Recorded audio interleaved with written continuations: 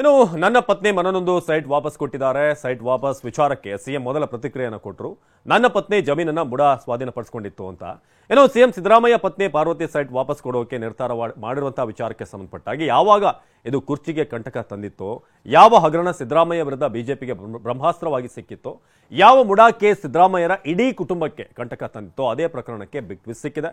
ಪ್ರಕರಣದಲ್ಲಿ ಏಟು ಆಗಿರುವಂತಹ ಮುಖ್ಯಮಂತ್ರಿ ಸಿದ್ದರಾಮಯ್ಯ ಅವರ ಪತ್ನಿ ತಮಗೆ ಮುಡಾ ನೀಡಿದ್ದಂತ 14 ಸೈಟ್ಗಳನ್ನು ವಾಪಸ್ ಕೊಡುವುದಾಗಿ ಪತ್ರ ಬರೆದಿದ್ದಾರೆ. ಇದು ಸಂಚಲನ ಸೃಷ್ಟಿ ಮಾಡಿದೆ.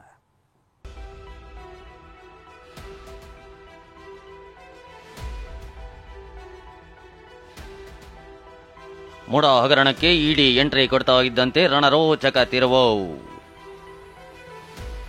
14 ಸೈಟ್ಗಳನ್ನು ವಾಪಸ್ ಕೊಡುವುದಾಗಿ ಸಿದ್ದರಾಮಯ್ಯ ಪತ್ನಿ ಪತ್ರ.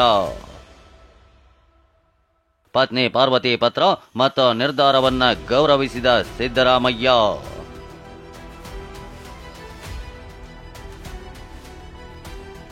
ಮುಡಾ ಹಗರಣದಲ್ಲಿ ಇಡಿ ಎಂಟ್ರಿ ಕೊಡ್ತಿದ್ದಂತೆಯೇ ದೊಡ್ಡ ಟ್ವಿಸ್ಟ್ ಸಿಕ್ಕಿದೆ. ಇಂತಹದ್ದೊಂದು ತಿರುವಿಗೆ ಈ ಪ್ರಕರಣ ಸಾಕ್ಷಿಯಾಗುತ್ತೆ ಅನ್ನೋದನ್ನ ಊಹೆ ಮಾಡೋಕೋ ಆಗದಷ್ಟು ರೋಚಕ ಘಟ್ಟಕ್ಕೆ ಬಂದು ನಿಂತಿದೆ. ಅದಕ್ಕೆ ಕಾರಣವಾಗಿದ್ದು ಖುದ್ದು ಮುಖ್ಯಮಂತ್ರಿ ಸಿದ್ದರಾಮಯ್ಯ ಪತ್ನಿ ಪಾರ್ವತಿ ಬರೆದ ಪತ್ರ.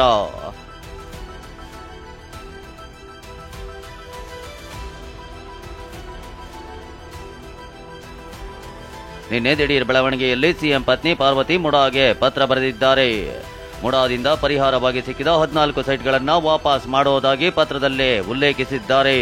ಮುಡಾ ಆಯುಕ್ತರಿಗೆ ಬರೆದ ಪತ್ರದಲ್ಲಿ ಆದಷ್ಟು ಬೇಗ ಕ್ರಮ ಕೈಗೊಳ್ಳುವಂತೆ ಸಿಎಂ ಪತ್ನಿ ಪಾರ್ವತಿ ಮನವಿ ಮಾಡಿದ್ದಾರೆ. ಮೈಸೂರಿನ ಕೆಸರೆ ಗ್ರಾಮದ ಸರ್ವೆ ನಂಬರ್ 464ರಲ್ಲಿ 3 ಎಕರೆ 16 ಗುಂಟೆ ಜಮೀನನ್ನ ಪ್ರಾಧಿಕಾರವು ಭೂ ಸ್ವಾಧೀನವಿಲ್ಲದೆ ಉಪಯೋಗಿಸಿಕೊಂಡಿದ್ದಕ್ಕಾಗಿ ಪರಿಹಾರದ ಬದಲಾಗಿ ವಿಜಯನಗರ 3 ಮತ್ತು 4ನೇ ಹಂತದಲ್ಲಿ ನನಗೆ ಮಂಜೂರು ಮಾಡಲಾದ 14 ನಿವೇಶನಗಳನ್ನು ಹಿಂದಿರುಗಿಸುವ ಕುರಿತು ಈ ಮೇಲ್ಕಂಡ ವಿಷಯಕ್ಕೆ ಸಂಬಂಧಿಸಿದಂತೆ ಮೈಸೂರು ತಾಲೂಕು ಕಸಬಾ ಹೋಬಳಿ ಕೆಸರೆ ಗ್ರಾಮದ ಸರ್ವೆ ನಂಬರ್ 464ರಲ್ಲಿ 3 ಎಕರೆ 16 ಗುಂಟೆ ವಿಸ್ತೀರ್ಣದ ನನ್ನ ಜಮೀನನ್ನ ಪ್ರಾಧಿಕಾರ ಭೂ ಸ್ವಾಧೀನವಿಲ್ಲದೆ ಉಪಯೋಗಿಸಿಕೊಂಡಿದ್ದಕ್ಕಾಗಿ ಮೈಸೂರು ನಗರಾಭಿವೃದ್ಧಿ ಪ್ರಾಧಿಕಾರದಿಂದ ಪರಿಹಾರವಾಗಿ ವಿಜಯನಗರ 3 ಮತ್ತು 4ನೇ ಹಂತದಲ್ಲಿ ವಿವಿಧ ಅಳತೆಯ 14 ನಿವೇಶನಗಳನ್ನು ಮಂಜೂರು ಮಾಡಿರೋದು ನಿಮಗೆ ತಿಳಿದಿದೆ.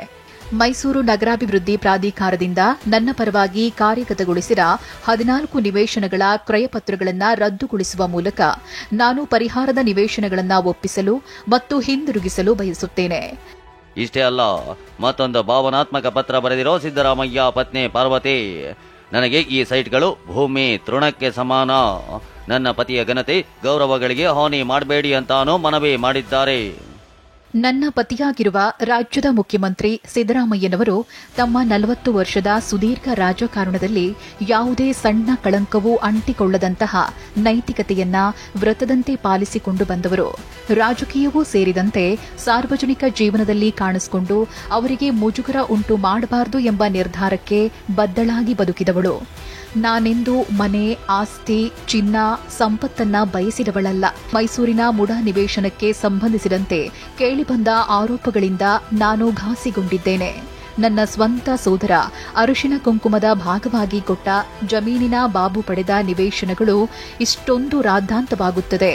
ಇದರಿಂದ ನನ್ನ ಪತಿಯವರು ಅನ್ಯಾಯವಾಗಿ ಆರೋಪಗಳನ್ನು ಎದುರಿಸುವಂತಾಗಬಹುದು ಅನ್ನೋದನ್ನ ನಾನು ಊಹಿಸಿದವಳೂ ಅಲ್ಲ.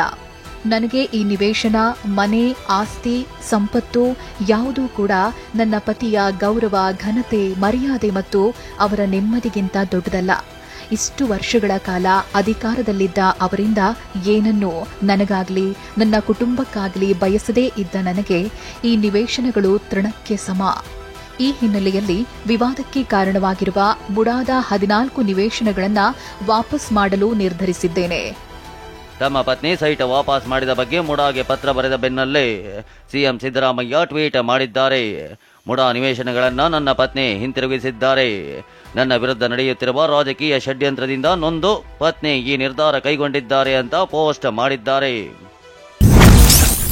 ಮೈಸೂರಿನ ಮುಡಾ ಭೂಸ್ವಾಧೀನ ನಡೆಸದೆ ವಶಕ್ಕೆ ಪಡೆದಿದ್ದ ಜಮೀನಿಗೆ ಪರಿಹಾರ ರೂಪದಲ್ಲಿ ನೀಡಿದ್ದ ನಿವೇಶನಗಳನ್ನು ನನ್ನ ಪತ್ನಿ ಪಾರ್ವತಿ ಹಿಂತಿರುಗಿಸಿದ್ದಾರೆ. ನನ್ನ ವಿರುದ್ಧ ರಾಜಕೀಯ ದ್ವೇಷ ಸಾಧನೆಗಾಗಿ ವಿರೋಧ ಪಕ್ಷಗಳು ಸುಳ್ಳು ದೂರನ್ನ ಸೃಷ್ಟಿಸಿ ನನ್ನ ಕುಟುಂಬವನ್ನು ವಿವಾದಕ್ಕೆ ಎಳೆದು ತಂದಿರುವುದು ರಾಜ್ಯದ ಜನತೆಗೂ ತಿಳಿದಿದೆ. ಈ ಅನ್ಯಾಯಕ್ಕೆ ತಲೆಬಾಗದೆ ಹೋರಾಟ ಮಾಡಬೇಕೆಂಬುದು ನನ್ನ ನಿಲುವಾಗಿತ್ತು. ಆದ್ರೆ ನನ್ನ ವಿರುದ್ಧ ನಡೆಯುತ್ತಿರುವ ರಾಜಕೀಯ ಷಡ್ಯಂತ್ರದಿಂದ ನೊಂದಿರುವ ನನ್ನ ಪತ್ನಿ ಈ ನಿವೇಶನಗಳನ್ನು ಹಿಂತಿರುಗಿಸುವ ನಿರ್ಧಾರ ಕೈಗೊಂಡು ನನಗೂ ಆಶ್ಚರ್ಯ ಉಂಟು ಮಾಡಿದ್ದಾರೆ. ನನ್ನ 4 ದಶಕಗಳ ಸುದೀರ್ಘ ರಾಜಕಾರಣದಲ್ಲಿ ಎಂದೂ ಕೂಡ ಮಧ್ಯ ಪ್ರವೇಶಿಸದೆ ಕುಟುಂಬಕ್ಕಷ್ಟೇ ಸೀಮಿತವಾಗಿದ್ದ ನನ್ನ ಪತ್ನಿ ನನ್ನ ವಿರುದ್ಧದ ದ್ವೇಷದ ರಾಜಕಾರಣಕ್ಕೆ ಬಲಿಯಾಗಿ ಮಾನಸಿಕವಾಗಿ ಹಿಂಸೆ ಅನುಭವಿಸುವಂತಾಗಿರುವುದಕ್ಕೆ ನನಗೆ ವಿಷಾದವಿದೆ. ಹೀಗಿದ್ದರೂ ನಿವೇಶನಗಳನ್ನು ಹಿಂತಿರುಗಿಸಿದ ನನ್ನ ಪತ್ನಿಯ ನಿರ್ಧಾರವನ್ನು ನಾನು ಗೌರವಿಸುತ್ತೇನೆ. ಇನ್ನು ಇದೇ ವೇಳೆ TV9 ಜೊತೆ ಮಾತನಾಡಿರುವ ನಗರಾಭಿವೃದ್ಧಿ ಸಚಿವ ಬೈರತಿ ಸುರೇಶ್, ಸಿದ್ದರಾಮಯ್ಯ ಅವರಿಗೆ ರಾಜಕೀಯವಾಗಿ ತೊಂದರೆ ಆಗ್ತಿದೆ ಅನ್ನೋ ಬೇಸರದಿಂದ ಅವರ ಪತ್ನಿ ಪಾರ್ವತಿ ಅವರು ಸೈಟ್ಗಳನ್ನ ಹಿಂತಿರುಗಿಸಿದ್ದಾರೆ. ಇದು ನಮ್ಮ ಸರ್ಕಾರದಲ್ಲಿ ನಡೆದಿರುವಂತಹ ಪ್ರಕರಣ ಅಲ್ಲ ಅಂತ ಹೇಳಿದ್ದಾರೆ. ಈಗ ಸೈಟ್ ತಗೊಂಡಿದ್ ತಪ್ಪು ಅಂದ್ರು, ಈಗ ವಾಪಸ್ ಕೊಟ್ರೇನು ಅದನ್ನು ತಪ್ಪು ಅಂದ್ರೆ ಈಗ ಏನ್ ಮಾಡ್ಬೇಕು ಮೇಡಮ್ ಅವರು ನನ್ಗೆ ಅರ್ಥ ಆಗ್ತಾ ಇಲ್ಲ. ಅವರು ಅತ್ಯಂತ ನೋವಿನಿಂದ ತನ್ನ ಲೆಟರಲ್ಲೇ ಬರೆದಿದ್ದಾರೆ. ನಿಮ್ಮ ಟಿವಿಲೇ ಓದ್ದೆ ನಾನು, ಇಷ್ಟೊತ್ತು ನಮ್ಮ ಇದು ಮೇಡಮ್ ಓದ್ತಾ ಇತ್ತು ಅವ್ರು ಏನೇನು ಹೇಳಿದ್ದಾರೆ ಅಂತ. ಅಷ್ಟೊಂದು ಅವರು ಹೇಳ್ಕೊಂಡು ಸೈಟ್ ವಾಪಸ್ ಕೊಟ್ರೇನು ಅವ್ರು ಬಿಡ್ಲಿಲ್ಲ ಅಂದ್ರೆ ಏನ್ ಮಾಡಕ್ ನಾವು ಏನ್ ಮಾಡಕ್ ಅಲ್ಲ ಪ್ರಮೋದರೇ, ಈಗ ಅವರಿಗೆ ಮನಸ್ಸಿಗೆ ಘಾಸಿ ಆಗಿದೆ, ಬೇಜಾರಾಗಿದೆ.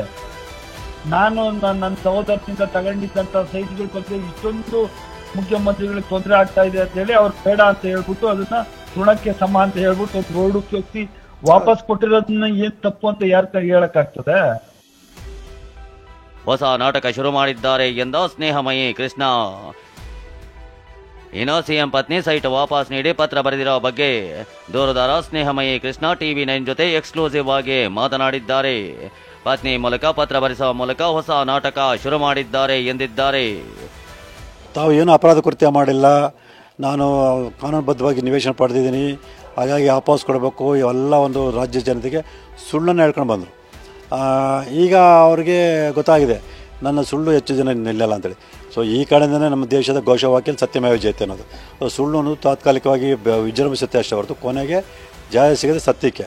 ಸೊ ಆ ನಿಟ್ಟಿನಲ್ಲಿ ಜಯ ಅವ್ರಿಗೆ ಗೊತ್ತಾಗಿದೆ. ಸೊ ನಾನು ಸುಳ್ಳು ಹೇಳ್ಕೊಂಡು ಜಯ ಸಾಧಿಸೋಕ್ಕಾಗಲ್ಲ ಅಂಥೇಳಿ, ಹಾಗಾಗಿ ಸತ್ಯದ ಇನ್ನು ಹೆಜ್ಜೆನ ಇಡೋದಕ್ಕೆ ಅವರು ಒಪ್ಕೊಂಡು ತಪ್ಪನ ಅರಿವನ್ನು ಮಾಡಿಕೊಂಡು ಈ ಒಂದು ನಿರ್ಧಾರಕ್ಕೆ ಬಂದು ತಮ್ಮ ಪತ್ನಿಯ ಮೂಲಕ ಈ ಒಂದು ನಾಟಕವನ್ನು ಶುರು ಮಾಡಿದೆ. ಸೊ ಇವರಿಗೆ ಇವಾಗ ಜ್ಞಾನೋದಯ ಆಯಿತು ಅಂತ ಹೇಳ್ತಾರೆ. ಸೊ ಪ್ರಾರಂಭದಲ್ಲಿ ಯಾಕಾಗಲಿಲ್ಲ, ಹಾಗಾದ್ರೆ ಅವಾಗ ಗೊತ್ತಿಲ್ಲ ಅವ್ರು ತಪ್ಪು ಮಾಡಿದ್ವಿ ಅಂತೇಳಿ. ಇಷ್ಟೆಲ್ಲ ಹೋರಾಟ ಮಾಡಿ ನಾನು ಇಷ್ಟೆಲ್ಲ ಸಾಬೀತುಪಡಿಸೋ ನಂತರ ಅವ್ರಿಗೆ ಮನೆ ಅರಿವಾಗ್ತಾ. ಸೊ ಆತ್ಮಸಾಕ್ಷಿ ಅಂತ ಅವಾಗೆಲ್ಲ ಹೋಗ್ತು ಅವ್ರಿಗೆ. ಇವತ್ತು ಕಂಡು ಬಂದ ಆತ್ಮಸಾಕ್ಷಿ ಪ್ರಾರಂಭಿಕ ದಿನಗಳಲ್ಲಿ ಎಲ್ಲಿ ಕಂಡು ಬರಲಿಲ್ಲ, ಆವಾಗ ಆತ್ಮಸಾಕ್ಷಿ ಗೊತ್ತಲ್ಲ ನಾವು ತಪ್ಪು ಮಾಡಿದ್ದೀವಿ ಅಂತೇಳಿ.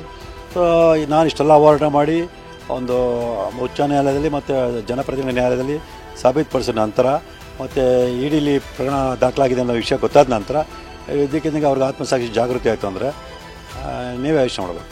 ಸ್ನೇಹಮಯಿ ಕೃಷ್ಣ ಮಾತ್ರವಲ್ಲದೆ ಇನ್ನೊಬ್ಬ ದೂರುದಾರ ಗಂಗರಾಜು ಊರು ಕೊಳ್ಳೆ ಹೊಡೆದ ಮೇಲೆ ಕೋಟೆ ಬಾಗಿಲು ಹಾಕಿದಂತಾಗಿದೆ ಎಂದಿದ್ದಾರೆ. ಅಷ್ಟೇ ಅಲ್ಲ, ಸಿಎಂ ಜೊತೆಗಿದ್ದವರೇ ಅವರ ದಾರಿ ತಪ್ಪಿಸಿದ್ದಾರೆಂದು ಆರೋಪಿಸಿದ್ದಾರೆ. ಇನ್ನೊಬ್ಬ ದೂರುದಾರ TJ ಅಬ್ರಾಹಂ ಮೊದಲೇ ಸೈಟ್ ವಾಪಸ್ ಕೊಟ್ಟಿದ್ರೆ ನ್ಯಾಷನಲ್ ಹೀರೋ ಆಗ್ತಿದ್ರು, ಈಗ ಝೀರೋ ಆಗಿದ್ದಾರೆ ಎಂದಿದ್ದಾರೆ. ಸೊ ಈಗ ಕೋಟೆ ಕೊಳ್ಳೆ ಹೊಡೆದ ಮೇಲೆ ಅದೇನು ಗೇಟ ಊರು ಬಾಗಿಲು ಹಾಕಿದಂಗೆ ಅನ್ನೋದು ಆಗಿದೆ ಕತೆ. ಬಟ್ ಯಾಕೆ ಅಂತಂದ್ರೆ ಅವರ ಸುತ್ತ ಇದ್ದಂತಹ ದುಷ್ಟಕೂಟಗಳೇ ಅವ್ರನ್ನ ಈ ಮಟ್ಟಕ್ಕೆ ತಂದು ನಿಲ್ಲಿಸ್ತು ಅಂತ ನಾವು ಇವಾಗ ಅವ್ರ ಹಿಂಬಾಲಕರಿಂದಲೇ ಸರ್. ಅವರು ಈಗ ಬೈರತಿ ಸುರೇಶ್ ಇರ್ಬೋದು, ಈ ಕಡೆ ಮೈಸೂರಿನ ಭಾಗದಲ್ಲಿ ಇರೋ ಜನಪ್ರತಿನಿಧಿಗಳು ಇರ್ಬೋದು, ಈ ಕಡೆ ಲಕ್ಷ್ಮಣ್ ಅವರು ಪ್ರತಿನಿತ್ಯ ಅವರು ಹೋಗಿ ಪ್ರೆಸ್ ಮೀಟ್ ಮಾಡಿ ಮಾಡಿ ಮಾಡಿ ಮಾಡಿ ಬೇರೆ ಬೇರೆ ಆ್ಯಂಗಲ್ಗೆ ಹೊಟ್ಟೋಗ್ಬಿಡ್ತು ಸರ್. ಅದು ಅವರು ಗಂಗರಾಜ್ ಇದನ್ನು ಹೊರಗೆ ತಂದಾಗ್ಲೇ ಇದರಲ್ಲಿ ಏನೋ ತಪ್ಪಿದ್ದಂಗೆ ಇದೆಯಲ್ಲಪ್ಪ, ಯಾಕಪ್ಪ ಸುಮ್ಮನೆ ಸವಾಸ ಅಂತೇಳಿ ಸಿದ್ದರಾಮಯ್ಯನವರು ಇದನ್ನು ವಾಪಸ್ ಕೊಟ್ಟಿದ್ದಿದ್ರೆ ಅವರು ನ್ಯಾಷನಲ್ ಹೀರೋ ಆಗ್ತಾಯಿದ್ರು. ಇವತ್ತು ನ್ಯಾಷನಲ್ ಝೀರೋ ಆಗ್ಬಿಟ್ಟವ್ರೆ. ನಿಜವಾಗ್ಲೂ ಹೇಳ್ಬೇಕಾದ್ರೆ ಅವರು ಭಾರೀ ಹತ್ರದಲ್ಲಿದ್ದಂಥ ವ್ಯಕ್ತಿ ಭಾರೀ ಸಣ್ಣ ಮನುಷ್ಯನಾಗಿದ್ದಾರೆ. ಲೋಕಾಯುಕ್ತ ಪೊಲೀಸರಿಂದ ಮುಡಾ ಹಗರಣದ ತನಿಖೆ ಶುರು. ಸಿಎಂ ಪತ್ನಿ ನಿವೇಶನಗಳಿರೋ ಜಾಗದಲ್ಲಿ ಸ್ಥಳ ಮಹಜರು. ಸಿದ್ದರಾಮಯ್ಯ ಪತ್ನಿ ಸೈಟ್ ವಾಪಸ್ ನೀಡಿರೋ ವಿಚಾರ ಒಂದ್ ಕಡೆ ಆದರೆ ಕೋರ್ಟ್ ಆದೇಶದಂತೆ ಇಂದು ಮೈಸೂರಿನ ಲೋಕಾಯುಕ್ತ ಪೊಲೀಸರು ತನಿಖೆ ಶುರು ಮಾಡಿದ್ದಾರೆ. ಇಂದು ದೂರುದಾರರಾದ ಸ್ನೇಹಮಯಿ ಕೃಷ್ಣ ಅವರನ್ನ ಸೈಟ್ ಇರೋ ಸ್ಥಳ ಅಂದ್ರೆ ಮೈಸೂರಿನ ಕೆಸರೆ ಗ್ರಾಮದ ಸರ್ವೆ ನಂಬರ್ 464 ಬಳಿ ಕರೆತಂದು ಮಹಜರು ನಡೆಸಿದ್ದಾರೆ. ಎಸ್ಪಿ TJ ಉದೇಶ್ ನೇತೃತ್ವದ ತಂಡ ಹಾಗೂ ಮುಡಾ ಅಧಿಕಾರಿಗಳು ಭೂ ದಾಖಲೆಗಳ ಸಹಾಯಕ ನಿರ್ದೇಶಕರು ಸ್ಥಳಕ್ಕೆ ಬಂದು ಮಾಹಿತಿ ಕಲೆ ಹಾಕಿದ್ದಾರೆ.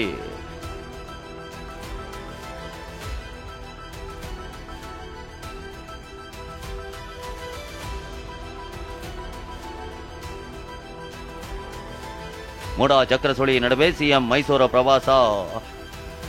ಒಂದ್ ಕಡೆ ತನಿಖೆ ಶುರುವಾಗಿರೋ ಬೆನ್ನಲ್ಲೇ ಸಿಎಂ ಸಿದ್ದರಾಮಯ್ಯ ನಾಳೆ ನಾಡಿದ್ದು ಮೈಸೂರು ಪ್ರವಾಸ ಕೈಗೊಂಡಿದ್ದಾರೆ. ಅಕ್ಟೋಬರ್ 3ರಂದು ಮೈಸೂರು ದಸರಾ ಉದ್ಘಾಟಿಸಲಿರುವ ಸಿಎಂ ವಿವಿಧ ಕಾರ್ಯಕ್ರಮಗಳಲ್ಲಿ ಭಾಗಿಯಾಗಲಿದ್ದಾರೆ. ಆದರೆ ಮುಡಾ ಆರೋಪ ಹೊತ್ತಿರುವ ಸಿಎಂ ಸಿದ್ದರಾಮಯ್ಯ ಮೈಸೂರು ದಸರಾ ಉದ್ಘಾಟನೆ ಮಾಡಬಾರದು ಅಂತ ದೂರುದಾರ ಸ್ನೇಹಮಯಿ ಕೃಷ್ಣ ಆಗ್ರಹಿಸಿದ್ದಾರೆ. ದಸರಾದಲ್ಲಿ ಈಗ ರಾಜೀನಾಮೆ ಕೊಟ್ಟ ಮೇಲೆ ಅವರು ಭಾಗವಹಿಸೋ ಪ್ರಶ್ನೆನೇ ಬರಲ್ಲ. ಹಾಗಾಗಿ ನಿನ್ನೆ ಅವರು ಏನು ನಿರ್ಣಯ ತಗೊಂಡ ನಿವೇಶನ ಕೊಡೋದಕ್ಕೆ ಅದಕ್ಕೆ ಅದೇ ರೀತಿ ಇವತ್ತು ಅವರು ರಾಜೀನಾಮೆನ ಕೊಟ್ಟು ನಾಳೆ ಏನು ದಸರಾ ನಡೆಯುತ್ತೆ ಅದಕ್ಕೆ ಅವರು ತಾವು ಭಾಗಿಯಾಗದೇ ಇದ್ರೆ ಅವ್ರ ವ್ಯಕ್ತಿತ್ವಕ್ಕೆ ಒಂದು ಇದಾಗುತ್ತೆ ಅಂತ ಹೇಳ್ಬೋದು.